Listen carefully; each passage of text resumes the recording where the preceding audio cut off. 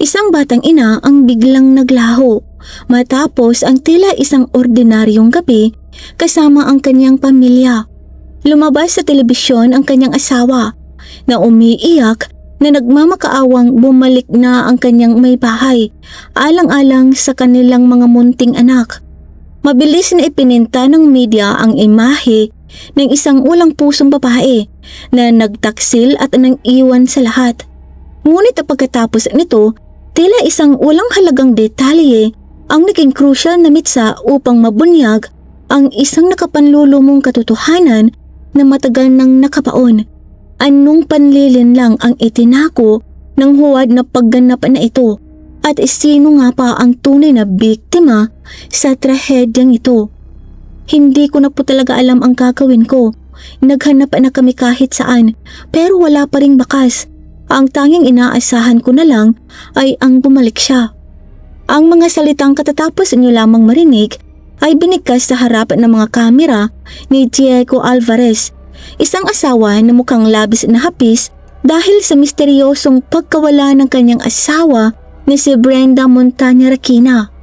Ayon sa kanyang paulit-ulit na pahayag, tumakas si Brenda matapos itong mahuli kasama ang ibang lalaki at iniwan siya nito pati ang kanilang dalawang munting anak. Ang salaysay na ito ay mabilis na kinuha at malawakang ikinalat ng mga media outlet nang walang anumang pagpapatunay o beripikasyon. Ngunit pagkaraan lamang ng ilang araw, ang mga bagong testiko at nakalap na ebidensya ay nagbunyag ng isang mas madilim na katotohanan.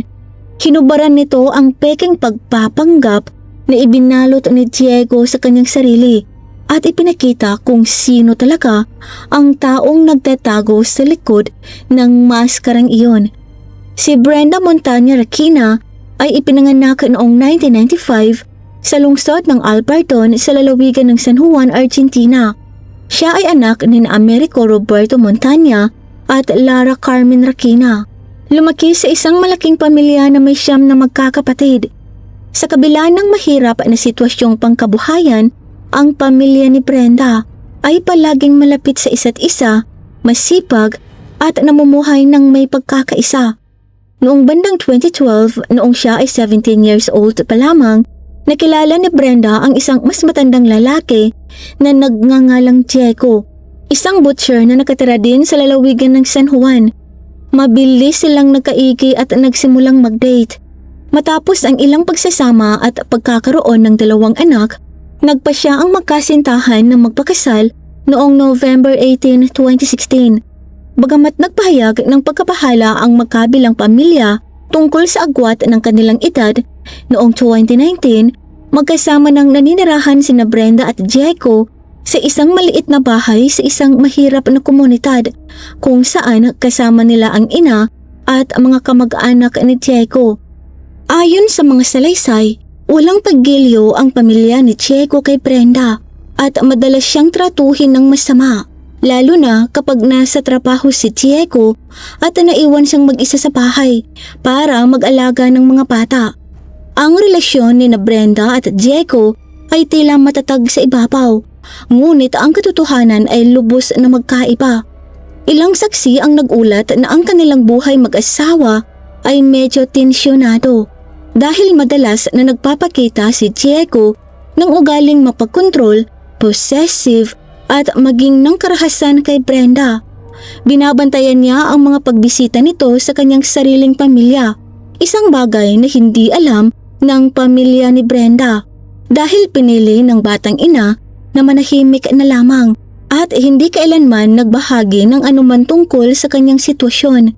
Kaugnay nito, ikinuwento kalauna ng ina ni Brenda na si Laura sa isang panayam na minsan niyang napansin ang mga pasasalaig ng kanyang anak.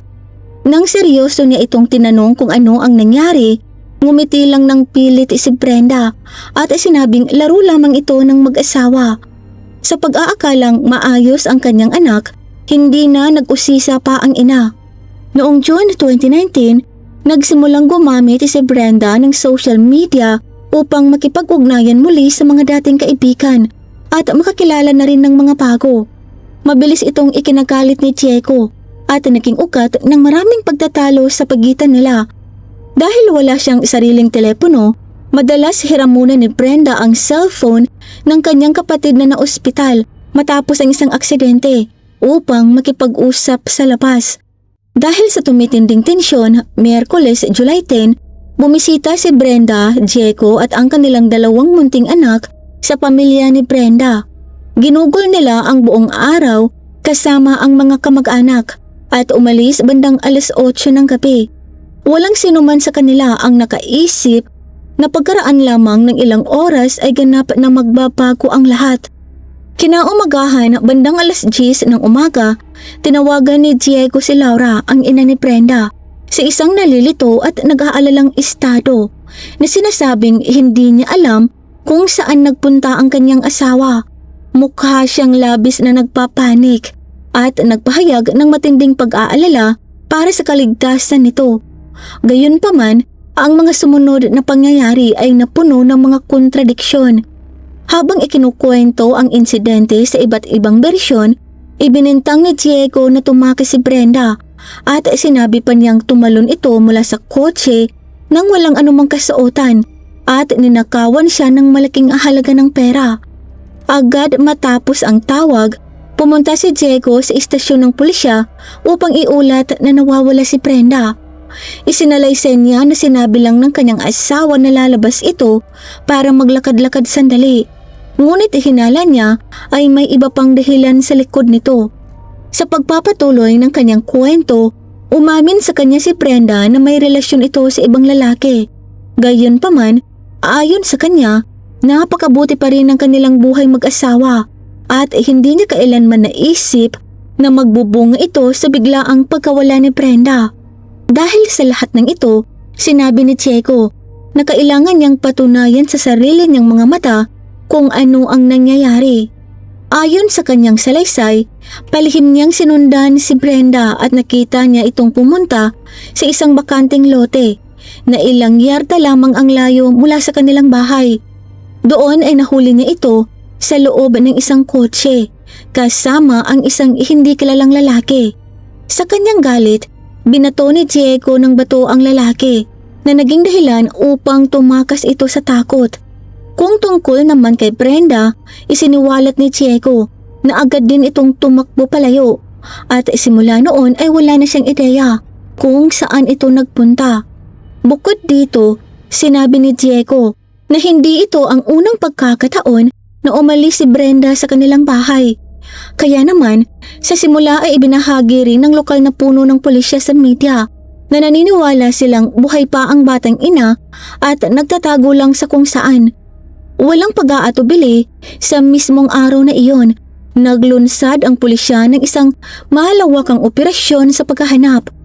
Parehong aktibong nakiisa ang pamilya ni Brenda at si Diego.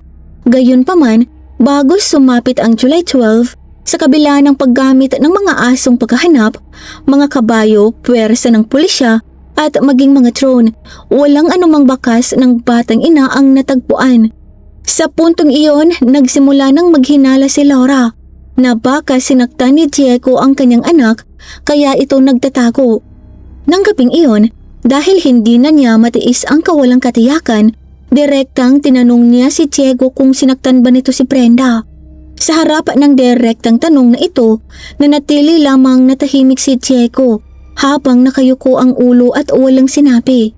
Isang reaksyon na lalong nagdulot ng matinding kaba sa ina. Sa mga sumunod na araw, nagsimulang humarap si Diego sa media sa mukhang labis na nalulungkot at apektado sa pagkawala ng kanyang asawa. Sa harap ng mga kamera, umiiyak niyang sinabi na kung nanonood man si Brenda, nagmamakaawa siyang bumalik na ito para sa mga anak, para sa pamilya. Nakiusap siya rito na magpakita man lang para malaman ng lahat na buhay pa ito at kung maaari ay tingnan ang mga anak kahit sandali. Dahil sa mga panahong ito ay kailangan talaga nila ang kanilang ina.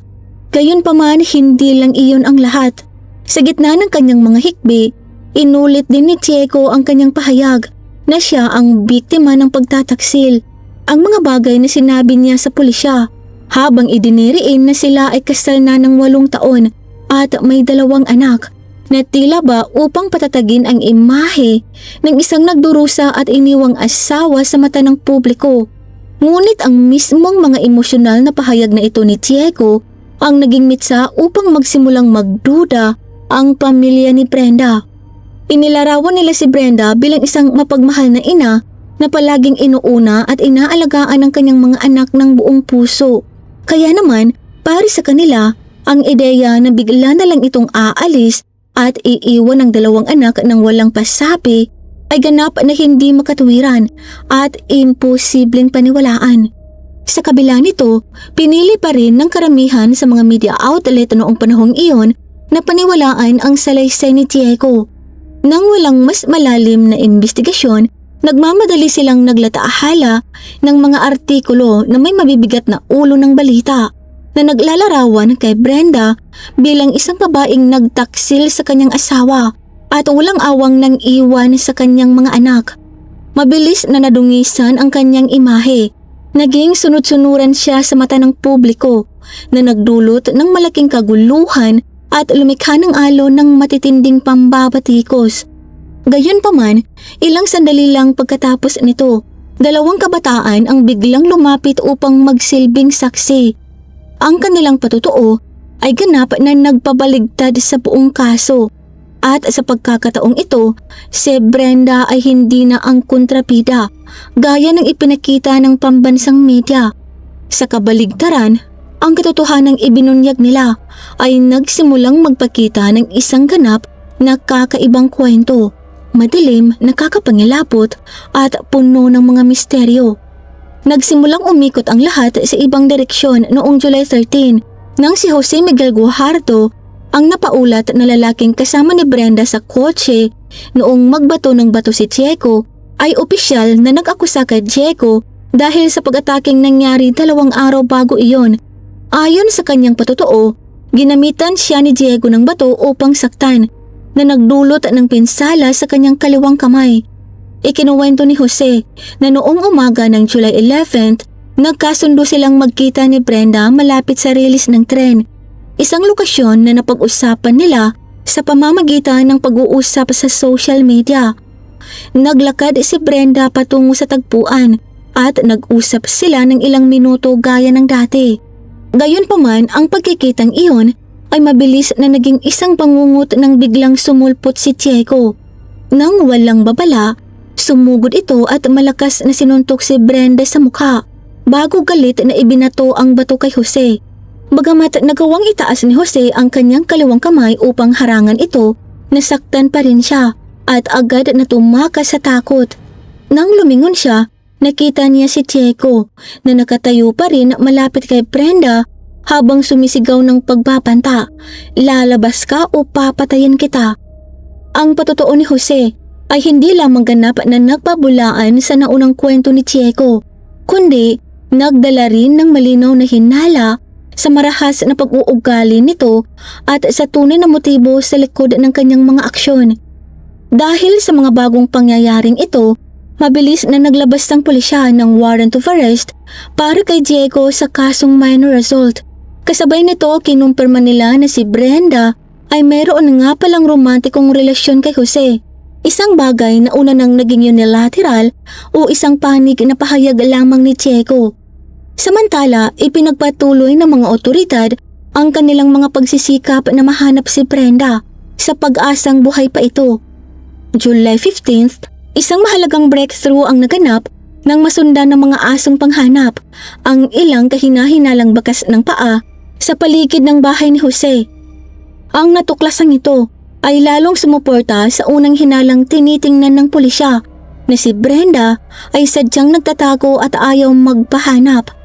Batay sa palagay na ito, nagsagawa ng paghahanap ang mga otoridad sa bahay ni Jose sa pag-aakalang doon nagtatago si Brenda. Gayunpaman, matapos ang isang masusing paghahanap, wala silang natagpuang bakas o ebidensya ng presensya ng batang ina sa bahay na iyon.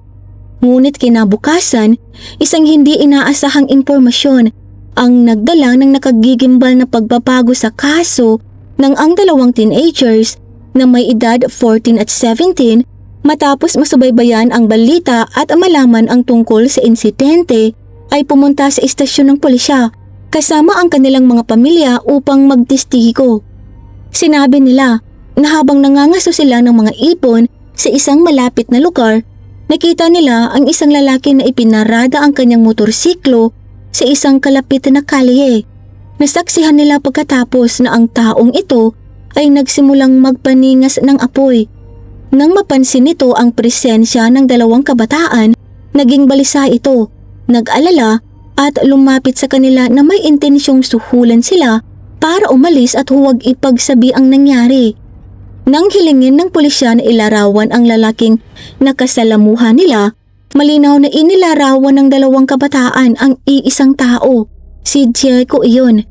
Ito ay isang malaking gulat para sa lahat dahil ang lalaking unang ipininta ng media bilang isang nagdurusang asawa na pinagtaksilan at iniwan ng kanyang asawa kasama ang dalawang anak ay naging pangunahing suspect na ngayon sa pagkawala ni Brenda.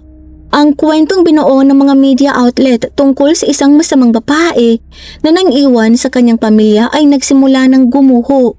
Gayunpaman, ito pa lamang ang tunay na simula ng investigasyon dahil agad na hiniling ng pulisya sa dalawang kabataan na ituro ang eksaktong lokasyon kung saan nila nasaksihan ang insidente. Gamit ang krusyal na palatandaang ito, nagsimula silang pumunta sa bakanting lote na inilarawan ng dalawang teenagers. Nang makarating sila doon bandang 7:50 ng gabi, natuklasan nila ang isang kakilakilabot na tagpo, ang mga labi ng isang katawan na pinagpira-piraso at pagkatapos ay sinunog ng husto kaya hindi na mapagkakakilanlan. Ang lugar na ito ay nag-iwan sa mga investigador na lubos na nayanig, ngunit hindi doon nagtatapos ang kaso. Matapos ipagpatuloy ang kanilang masusing paghahanap, natagpuan ng mga otoridad ang isang torso kasama ang isang bungo at buto sa binti na pawang nakabalot sa materyales sa bubong. Sa malapit, nakatuklas din sila ng mga buto ng hayop na nagdulot ng hinala sa mga investigador na sadyang inilagay ng mamamatay tao ang mga butong ito upang iligaw o lituhin ang pulisya sa gitna ng paghahanap. Ang mga natuklasang ito ay hindi lamang dumagdag sa lahat ng naunang hinala, kundi nagbukas din sa isang serye ng madidilim na pangyayari na unti-unting nailalantad na nag-iiwan ng mga katanungan tungkol sa motibo at malupit na gawi ng salarin. Bagaman naniniwala ang lahat na ang mga labing natagpuan ay kay Brenda, hindi pa ito agad makumpirma ng mga otoridad. Kailangan pa nilang magsagawa ng mga pagsusuri sa DNA upang tiyak na mapatunayang siya nga ito. Habang abala ang media at mga otoridad sa investigasyon, si Laura, ang ina ni Brenda, ay nakatayo sa di kalayuan at nagmamasid. Nang makita niya ang paggalaw ng mga sasakyan at puwersa ng pulisya, nagpasya siyang lumapit sa lugar ng natuklasan.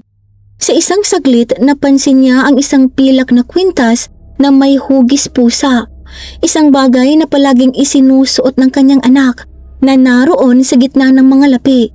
Ito nga ay pagmamay-ari ni Brenda na naging dahilan upang tuluyang manghihina at magkulap si Laura na tila pa ang buong mundo niya ay gumuho ng sabay-sabay. Ganito rin ang naramdaman ng kanyang pamilya. Palagi silang umaasa na matatagpuan si Brenda ng buhay. Noong gabi ng July 16, ang mga labi ay inilipat sa laboratorio ng molecular biology ng ospital para sa pagsusuri at pagsasaliksik. Matapos matanggap ang mga resulta ng pagsusuri, kinumpirma ng mga ulat ang hinala ng lahat. Siya nga si Brenda. Matapos isagawa ang mga forensic examination, natukoy ng mga eksperto na ang ikinasawi ni Brenda ay sanhi ng malakas na pressure sa kanyang leeg o pagkakasakal na naging dahilan upang hindi na siya makahinga. Pagkatapos nito, ang kanyang katawan ay pinagpira-piraso at sinunog gamit ang ilang gulong na may malinaw na layunin na sirain ang ebidensya. Dahil sa konklusyong ito, ganap na nagbago ang estado ni Checo. Mula sa pagiging nakapiit dahil sa minor assault, agad siyang kinasuhan ng pagpatay o murder. Samantala, isang pagsusuri sa mga pahayag ni Checo tungkol sa pagkawala ni Brenda ang isinagawa sa isang programa sa telebisyon noong July 18. Sinuri ng mga eksperto ang postura ng kanyang katawan, mga kilos at poses, at napansin nilang nagpapakita siya ng mga senyales ng pagkabalisa na may malinaw na ekspresyon ng kawalan ng komportable at kontradiksyon kumpara sa kwentong kanyang isinasalaysay. Ang mga kakaibang gawin na ito ay lalong nagpatindi ng duda sa katotohanan ng mga pahayag ni Chieko na nagpapatibay sa kanya bilang pangunahing sospek sa kaso. Sa mga kapansin-pansing punto, partikular na binibigyang pansin ng mga eksperto ang mga mata ni Chieko dahil palagi siyang nakatingin sa ibaba, isang malinaw na sinyalis ng labis na kahihiyan. Bukod dito, sa isa pang pagkakataon, tumingin siya sa gilid na ayon sa pagtatasa ng mga investigador ay sinyalis ng pagkakasala o guilt. Ngunit mas naging komplikado ang sitwasyon nang noong July 19, isang ikatlong patotoo ang iniharap. Si Jose na nauna nang nagtestigo tungkol sa insidente ay nagdagdag ng mga detalye na sadyang kinaligtaan niya noong una. Ibinunyag niya na sila ni Brenda ay nagkakilala sa pamamagitan ng isa sa kanyang mga kapatid na babae. Dahil doon, nagkita sila ng ilang beses, ngunit lalo na noong April 30, 2019 nang magsimulang mag-usap ang dalawa at paunla rin ang kanilang relasyon. Ang mga detalyeng ito ay lalong nagbigay linaw sa relasyon ni Brenda at Jose habang nagpapataas ng hinala sa mga aksyon at motibo ni Chieko. Gayunpaman, ang pinakamahalagang bagay para sa investigasyon ng kaso ay ang kumpirmasyon ni Jose na noong araw ng insidente nang siya ay tumakas, lumingon siya sandali at nakita si Brenda na nakaluhod sa lupa habang brutal na binubugbog ni Chieko ang mukha nito. Inulit ito ni Jose sa isang panayam sa media at kay Laura, ang ina ni Brenda, nang pumunta ito sa kanyang bahay upang humingi ng impormasyon tungkol sa kanyang anak kasunod ng mga bali-balita. Subalit sa halip na mag-report sa mga otoridad, pinili ni Jose na makipag-inuman sa mga kaibigan. Ipinaliwanag niya na hindi lamang siya natatakot sa marahas na saloobin ni Chieko, kundi hindi niya kailanman naisip na ang ganitong bagay ay maaaring mangyari. Noong panahong iyon, hindi niya akalain na ang sitwasyon ay magiging ganito kaseryoso. Samantala, patuloy na nagdiin at nananawagan ng hustisya si Laura at ang pamilya sa pamamagitan ng mga platform sa social media. Hindi pa rin nila matanggap ang nangyari, lalo na nang malaman na si Chieko na palagi niyang tinatawag na manugang at tila kasundo ng pamilya ang siyang salarin sa lahat ng malupit na gawaing ito. Kung tungkol naman sa mga kamag-anak ni Chieko, nagpahayag sila ng malaking gulat at hindi makapaniwalang ang isang taong inilarawan nila bilang masipag at ayon sa kanila ay mapagmahal sa kanyang asawa at mga anak ay makakagawa ng gayong kabrutal na krimen. Ang imaheng binuo ng kanyang pamilya bilang isang ulirang asawa at ama ay ganap na naglaho. Samantala, ang mga anak ng mag-asawa ay kasalukuyang namumuhay sa ilalim ng pangangalaga ng isa sa mga tiyahin ni Chieko. Ibinahagi niya na ang dalawang bata ay patuloy na nagtatanong tungkol sa kanilang ina at ama na hindi nauunawaan ang mga nangyayari. Ito ay lalong nagpahirap at nagdulot ng kalituhan sa pamilya ni Brenda dahil hindi alam ng mga bata na ang kanilang ama ang siyang nagdulot ng trahedyang ito. Sa pagpapatuloy ng mga kaganapan sa kaso, noong August 2, 2019, binasahan si Diego ng mga ebidensya laban sa kanya. Pagkaraan ng humigit kumulang 5 oras, naging desisyon na aalisin na si Diego sa istasyon ng pulisya at opisyal na lilitisin para sa pagpatay o murder. Ang paratang na ito ay may dalawang mabibigat na sirkumstansya dahil sa relasyong pampamilya at karahasang nakabatay sa kasarian. Sa kanyang pasya, malinaw na isinaad ng hukom na si Chieko ay naging bulag sa pagsiselos at isinailalim si Brenda sa mga seryosong sitwasyon ng karahasan. Sa parehong buwan, ang mga hukom ng unang silid ng Korte Kriminal na siyang namamahala sa kaso ay nagsagawa ng inspeksyon sa lugar kung saan natagpuan ang katawan ni Brenda. Kasama sa pangkatang inspeksyon, ang abogado ng nagrereklamo abogado ng depensa at piskal na may layuning ihambing ang mga patutuo ng mga testigo at ni Diego mismo tungkol sa kung paano naganap ang mga kaganapan na humantong sa trahedyang kamatayan ni Brenda.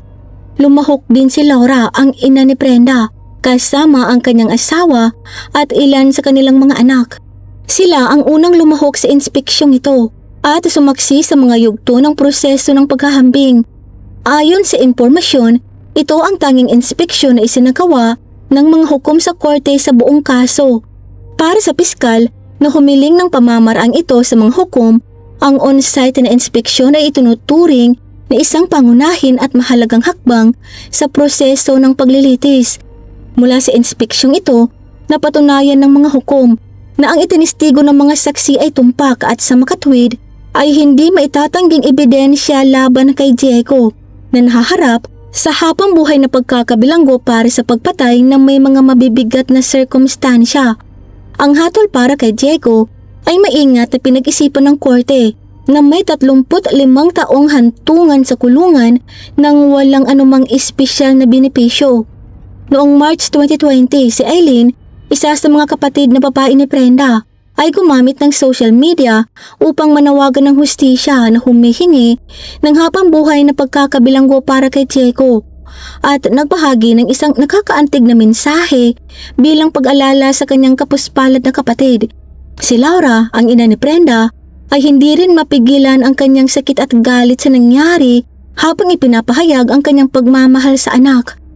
Matapos ang mga buwan ng katahimikan, tila pumayapa ang kaso hanggang noong May 24, 2021 nang magsimula ang huling pagdinig sa unang silid ng Korte Kriminal. Doon umakyat sa pwesto si Diego at inaming pinatay niya ang kanyang asawa. Ngunit pagkatapos ay sinabing hindi na niya maalala ang anuman tungkol sa nangyari sa araw na iyon. Ito ay bahagi ng estratehiya ng abogado ng pagtatanggol na nagtangkang patunayan na si Diego ay kumilos sa ilalim ng marahas na emosyon gamit ang dahilan na nalaman niyang niloloko siya ni Brenda kasama si Jose. Gayunpaman, kinabukasan, isang psikologo ang humarap sa korte na naglarawan kay Diego bilang isang chauvinist na may malamig, mapagkontrol na personalidad at walang empatya. Pinagtibay ng ekspertong ito na si Diego ay ganap na malinaw ang pag-iisip ng isagawa ang krimen na nagpapakita na hindi ito maaaring ituring na isang kaso ng marahas na emosyon. Sa panahon ng paglilitis, tinanong ng abogado ng nagrereklamo o plaintiff ang psikologo kung bakit sa tingin niya ay agad na naghain ng ulat ng pagkawala si Diego pagkatapos nitong isagawa ang krimen. Sumagot ang eksperto na sa kanyang pananaw, ang aksyong ito ay sumasalamin sa mga issue ng mapagmanipulang personalidad ni Diego. Ang kanyang maagang paglalantad sa insidente ay isang paraan upang kontrolin ang takbo ng imbestigasyon. Isang gawin na nagpapakita ng manipulasyon sa kung paano niya hinarap ang sitwasyon. Kasunod nito, umakyat sa pwesto si Jose at muling isinalaysay ang buong insidente na naganap noong July 11, 2019. Gayunpaman, sa gitna ng kanyang patutuo, biglang sumabat si Diego at hiniling na sabihin Jose ang katotohanan tungkol sa kung ano ang nangyari. Agad na pinigilan ng korte ang ugnayang ito upang maiwasang magulo ang paglilitis. Agad-agad pagkatapos nun, isa sa mga teenager na sumali sa pangangaso ng ibon noong araw ng insidente ang tumayo sa pwesto at sinabing nang aksidente niyang makita si Diego, naramdaman niyang tila lito na ang lalaki at napansin din niya na ang mga kamay ni Diego ay nabahiran ng dugo. Ang patutuong ito ay lalong nagpatindi ng hinala sa naging gawin ni Diego, lalo na't unti-unti nang nagiging mas malinaw ang pangyayari sa kaso. Bagaman nagkaroon ng malinaw na pag-unlad ang kaso, mayroon pang isang mahalagang pagdinig. Matapos makolekta ang lahat ng patutuo noong June 18, 2021 sa pamamagitan ng isang digital na paglilitis dahil sa pandemya ng COVID-19. Nagpa siya ang unang silid ng Korte Kriminal na hatulan si Diego ng habang buhay na pagkakabilanggo na nagmarka ng isang mahalagang pagbabago sa kaso. Ito ay isang malaking kaluwagan para kay Laura at sa kanyang buong pamilya na nakatayo sa labas ng gusali ng korte. Bagamat walang makapagbabalik kay Brenda, sa wakas ay naramdaman nila na nakamit ang hustisya. Bagaman tila sarado na ang kaso, hindi pa ito ganap na tapos. Si Jose na nakasaksi sa pag-atake ngunit hindi nakialam ay kinasuhan din dahil sa pagkabigong magbigay ng saklolo o failure to render aid. Siya ay pinuna dahil sa hindi pakikialam upang iligtas si Brenda ng atakihin nito ni Chieko. At sa halip ay nagpa siya na iwan ito sa pinangyarihan ng krimen. Ang rason na ito ay nag-ugat sa isang reklamo na inihain ni Laura. Nagsimula ang paglilitis kay Jose noong September 2022 kung saan ipinonto ng korte na tumakas si Jose sa pinangyarihan matapos maganap ang pag-atake at hindi agad ipinagbigay alam sa pulisya o tinulungan si Brenda. Ang mga aksyong ito ay maaaring nakapigil sana sa trahedya. Sa panahon ng paglilitis, hiniling ng pagtatanggol ni Jose sa hukom na ibasura ang aksyong kriminal at hilingin na lamang sa kanya na magbayad ng multa at magbayad pinsala sa pinsalang kanyang idinulot. Ang parusang ito ay kinumpirma ng San Juan Court of Justice noong May 2023. Dito na opisyal na isinara ang kaso ni Brenda Montaña at nakamit ang hustisya. Ngunit marahil para sa pamilya ni Brenda, ang sakit ay hindi kailanman maglalaho. Ito lamang po para sa araw na ito. Maraming salamat po sa pagsubaybay. At para po sa early access sa ating mga upcoming videos, join po kayo sa ating Crimes in Tagalog Stories Fam. Nasa description po sa ibaba ang link. Ito lamang po para sa araw na ito. Magkita po tayo sa susunod na kwento. At sa muli, mag-ingat po tayong lahat. Paalam!